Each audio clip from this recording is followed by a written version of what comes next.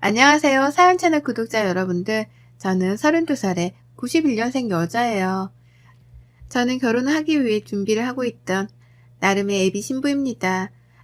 남의 일인 줄만 알았던 결혼을 막상 해보려고 시도를 했고, 남자친구랑 결혼 약속을 하고 준비하는 과정에서 이 사연 채널도 알게 되었었죠. 그래서 구독도 했고요. 한창 바쁠 때가 맞는데 이렇게 컴퓨터 앞에 앉아 사연을 적어 보내봅니다. 이 채널 안에는 저보다 더 오래된 인생 선배님들이 계실 테니 마음 한번 기대보자는 마음으로 이렇게 사연을 들고 와봤어요.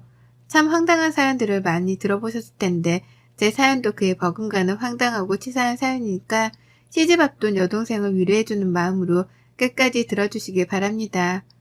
얼마 전까지만 해도 저는 혼자 사는 인생이 평생 갈 거라고 자부를 하며 살았어요. 시국도 어려운데 집값은 도무지 따라잡을 수가 없고 그렇다고 내 부모님께 손을 벌리기도 죄송스러우니 차라리 혼자서 지금 살고 있는 전세에 만족을 하며 재산을 잃지만 말자는 주의였던 것 같습니다. 한마디로 비혼을 추구하는 입장이었죠. 반면 4년 전부터 교제를 해오던 남친은 저와 조금은 다른 입장이었습니다.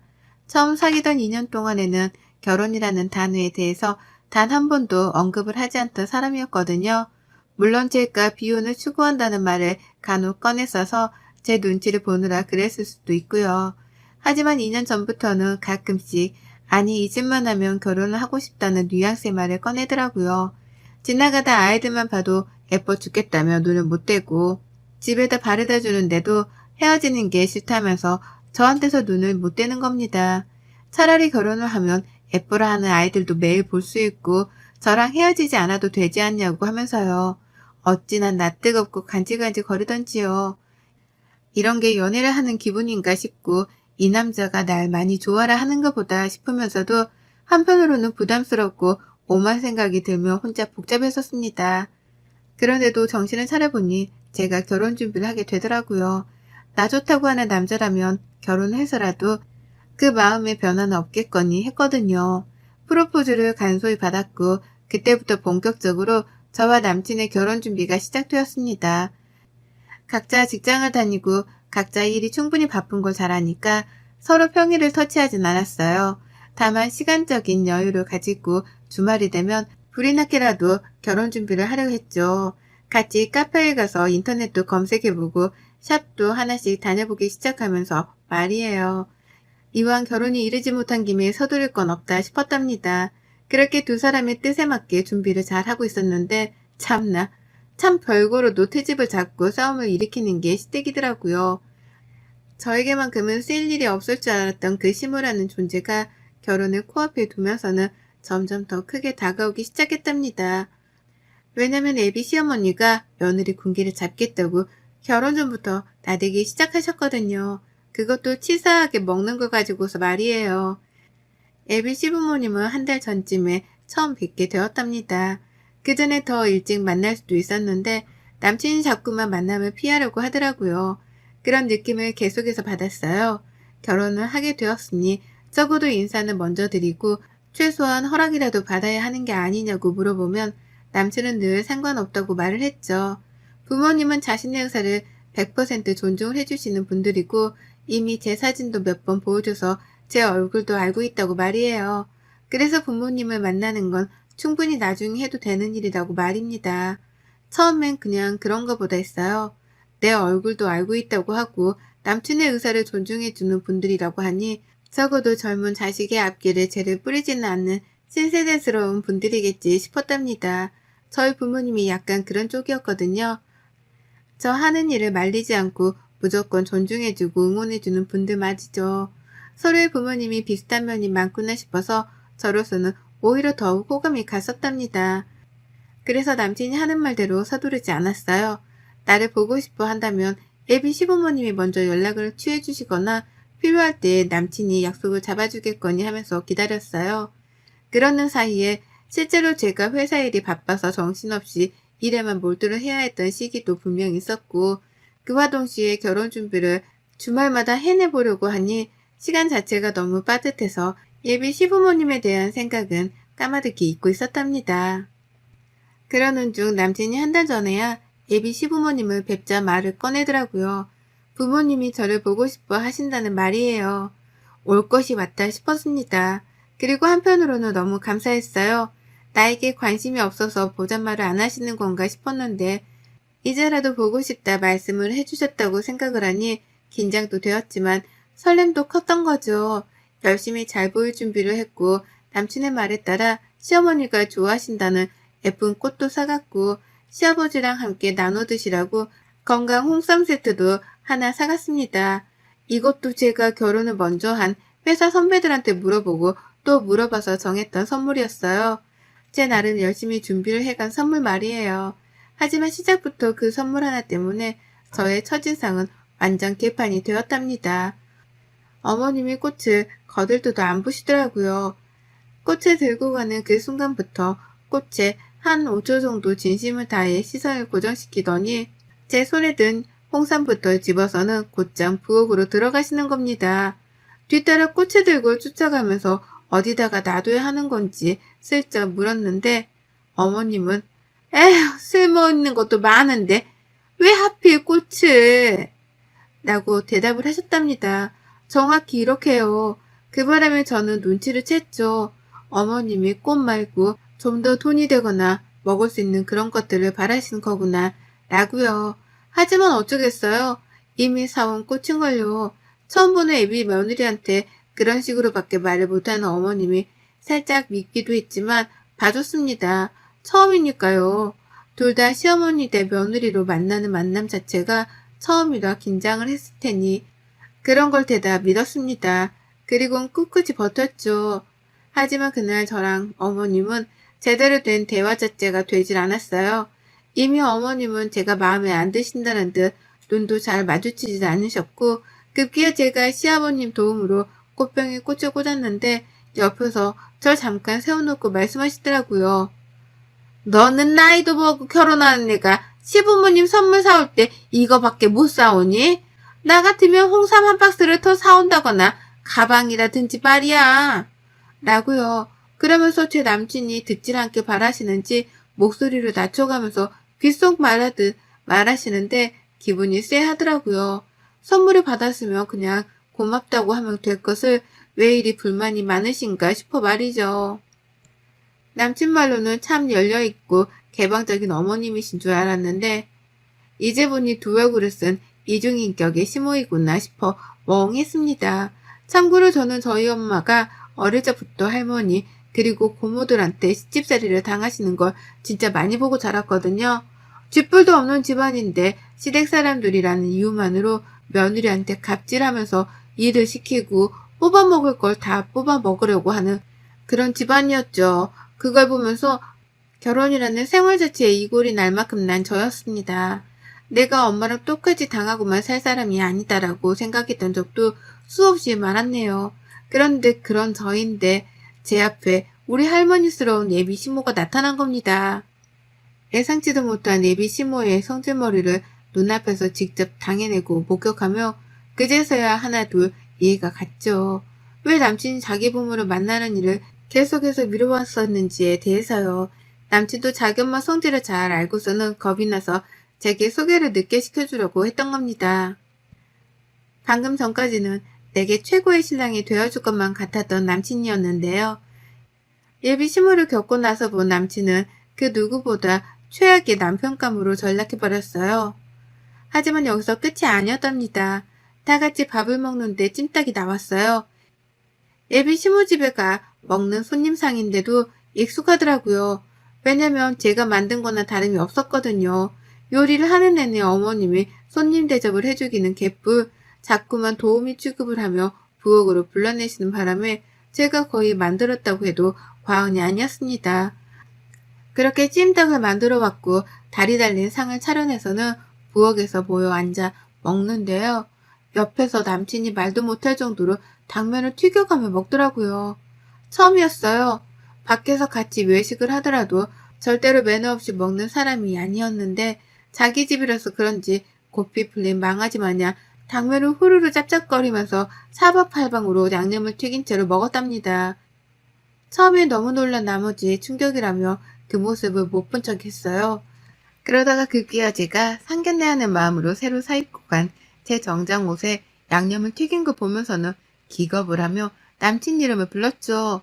먹기 힘든 것 같아 보인다며 제가 직접 과일을 가져와다가 잘라주기도 했습니다. 먹기 편하라고 접시에 담아주기까지 하면서요. 그런데 이걸 보고 시어머니가 노발대발을 하시더라고요. 네가 뭔데 내 자식 단면을 잘라? 누가 면을 잘라? 나이를 그렇게 먹어놓고도 그런 거 함부로 자르면 복 나가는 것도 몰라? 라고요. 그제서야 저는 처음 알았습니다. 먹는 당면을 자르면 복이 나간다는 이 어처구니 없는 미신을 말이죠. 이 어처구니 없는 미신을 철석같이 믿으며 오두방정을 떠는 어머님을 눈앞에서 지켜보는데 속에서 한숨이 절로 새어나왔어요. 이 결혼은 아예 안 되겠다는 마음이 아주 굳건하게 들어서기 시작했고 벌써부터 예약한 몇 업체들을 취소할 생각에 머리가 어질어질 거렸습니다. 그런데도 그런 제 마음을 아는지 모르는지 앞에서 어머님은 아유 이런 것도 모르고 여태 어떻게 살았나 몰라.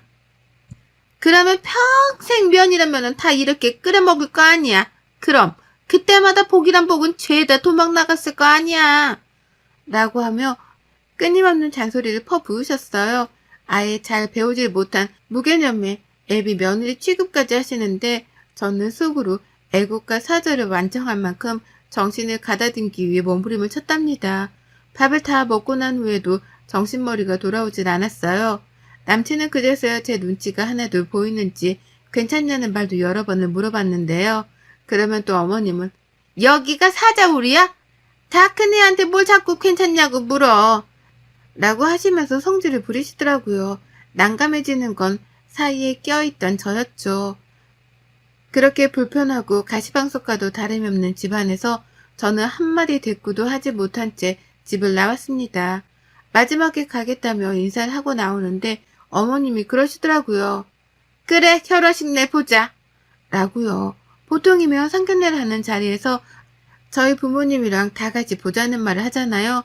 그런데 어머님은 그 말을 잘라먹고 결혼식 전날까지는 저를 안 보고 싶다는 듯이 투명하게 그러셨답니다.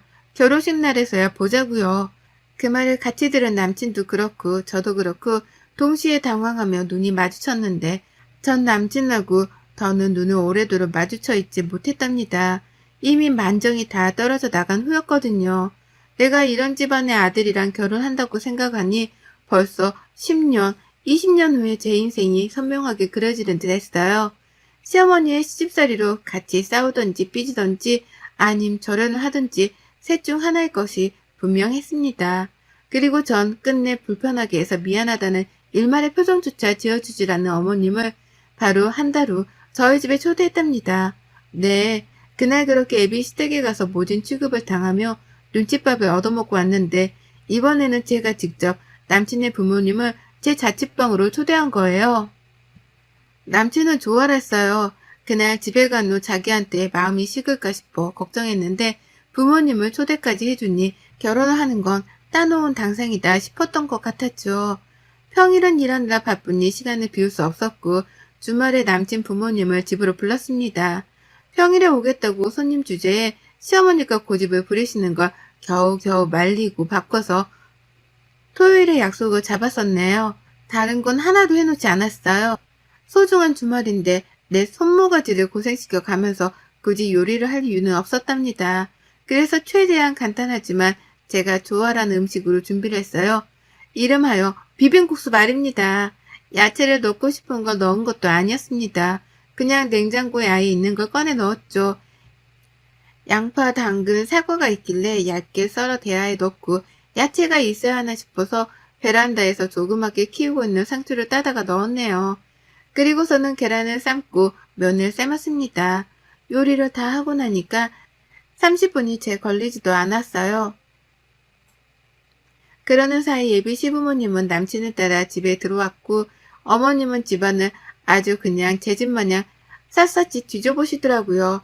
베란다에 나가서는 제가 키우는 반려식물들을 보며 이런 건 다 공간 낭비인데 라고 잔소리까지 꺼내 드셨답니다. 봐도 적응 안 되는 성격을 가진 분이셨어요. 그런 어머님을 나몰라라 하며 저는 끝내 비빔국수 하나를 내어놨고 밥을 먹자는 제 말에 달려온 어머님은 기겁을 하며 저 노려보셨죠. 왜 꼴랑 이거밖에 준비를 안 했냐는 표정이었답니다. 물론 저는 그런 눈초리를 받는 걸 알면서도 신경조차 쓰질 않았네요. 신경 써봤자 제 정신건강에만 좋을 게 없었으니까요. 다 같이 후루룩 국수를 먹는데 어머님은 말씀이 없었어요.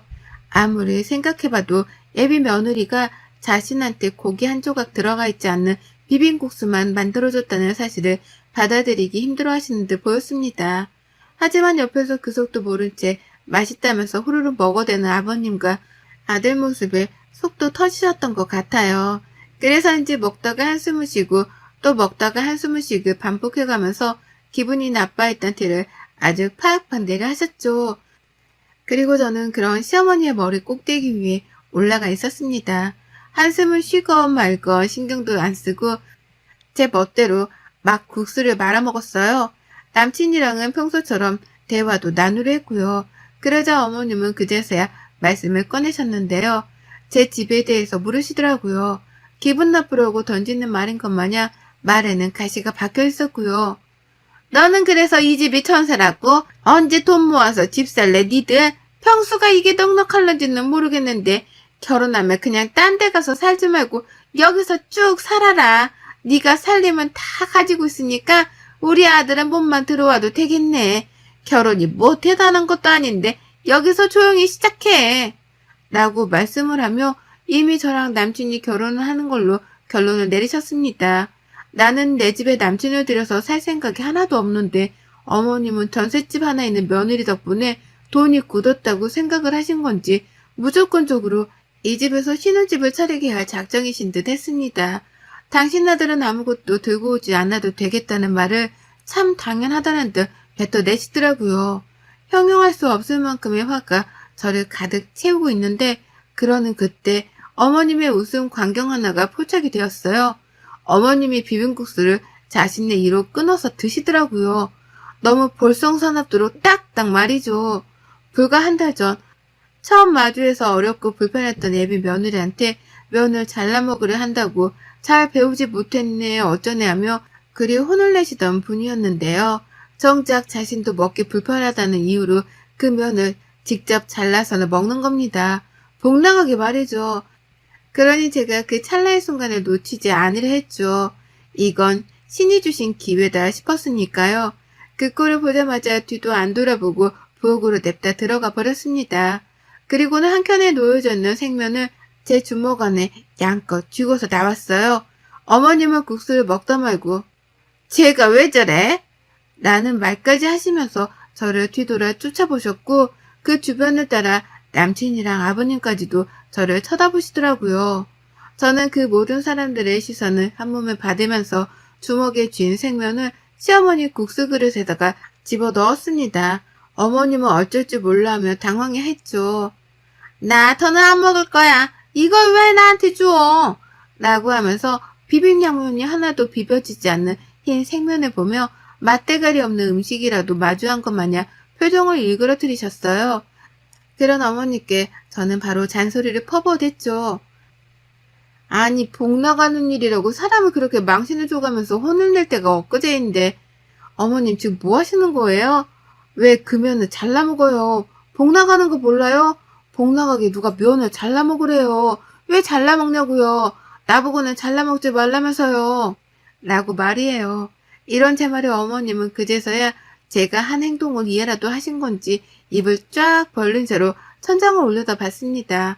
옆에서 남친은 그러네 잘라 먹었네 라면서 누구부터 말려야 하나 쌍방을 바라보며 두리번거렸고 저는 시어머니와의 눈싸움에서 지지 않으려고 일부러 더 씩씩대가며 화를 표현했어요. 어머님은 여전히 충격을 받으셨는지 전만큼이나 잔소리를 퍼붓지 못하셨습니다. 흰 생면을 보고 밥맛이라도 떨어지신 건지 젓가락까지 내려놓고서는 아유 나 안 먹어 라고 하며 새초롬하게 자리에서 일어섰는데요. 그런 어머님께 저는 두 번 생각하지도 않고 말씀드렸어요. 안 드실 거면 이제 집이나 가세요.